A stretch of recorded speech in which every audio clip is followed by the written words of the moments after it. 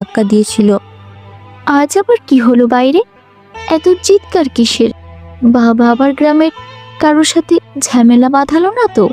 সে কৌতূহলী নিয়ে পানির পাইপটা রেখে দিয়ে শাড়ির আঁচলে হাত মুছতে মুছতে বাড়ির পাশের সরু পথটা দিয়ে সামনের দিকে এগিয়ে গেল। আর ঠিক তখনই দৃশ্যটা তার চোখে পড়ল। কালো পাহাড়ের মতো একটা গাড়ি, যার সামনেই ঘিরে আছে প্রায় অর্ধেক গ্রামের মানুষ। আর সেই ভিড়ের কেন্দ্রবিন্দুতে দাঁড়িয়ে আছে অচেনা এক অবয়ব। লোকটা কি? এই গ্রামে তো এমন কাউকে আগে দেখিনি। কি চাই এখানে? সবাই এমনভাবে তাকিয়ে আছে যেন চিড়িয়াখানার নতুন কোনো প্রাণী দেখছে।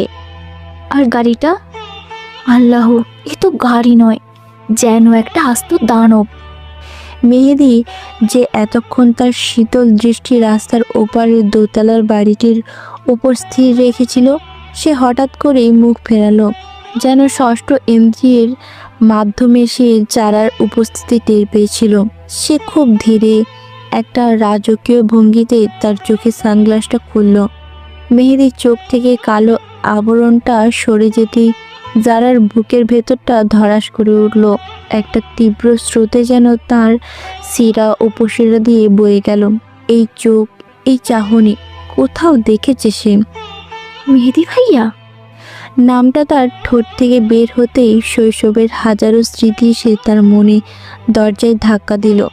এই তো সেই ছেলেটা যার হাত ধরে আমি প্রথম কদম ফেলতে শিখেছিলাম, যার পিঠে চড়ে আমি সারা গ্রাম ঘুরে বেড়াতাম, যার জন্য আমি লুকিয়ে মায়ের বানানো নাড়ু নিয়ে আসতাম।